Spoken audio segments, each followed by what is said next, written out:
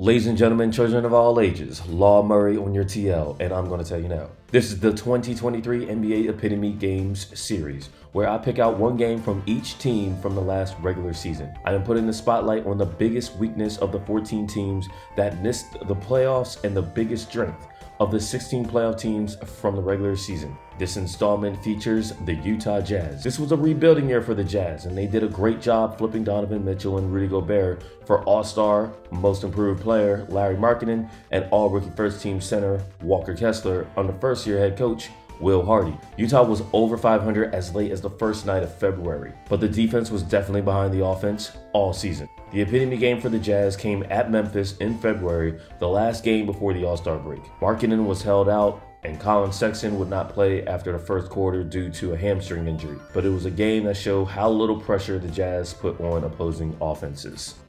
This was a first quarter where the Jazz were outscored 15-2 off turnovers by the Grizzlies. Jaren Jackson Jr., he made 3 threes. This was a catch and shoot opportunity at the end of a 38-point first quarter. The second quarter saw Jaren Jackson Jr. have the only Memphis turnover. It was a charge. John Morant had the only 2 Memphis turnovers in the first quarter.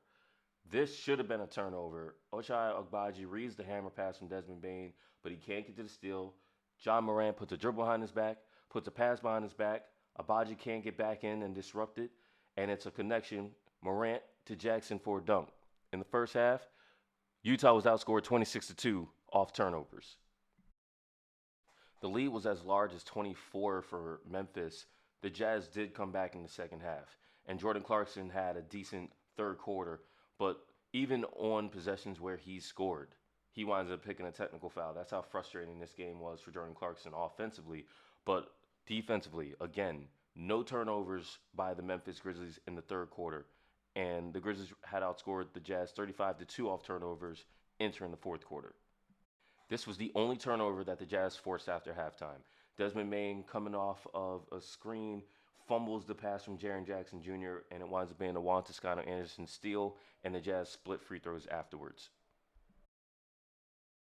This was a game where the Jazz allowed Memphis to shoot only 40.2% from the field. Both teams had 24 assists, but the possession battle was staggering, as Memphis had 2 more offensive rebounds and 20 fewer turnovers. In a game the Jazz lost by only 6 points, Memphis outscored the Jazz 40-3 off turnovers. Only the Lakers and Bucks allowed offenses to have a lower turnover rate than the Jazz defense last season. Utah added to their talent level up front by trading for John Collins and using a lottery pick on Taylor Hendricks. But those moves don't suggest that the Jazz will put more pressure on ball handlers next season. Stay tuned for the next installment of the 2023 NBA Epitome Game series featuring the Dallas Mavericks.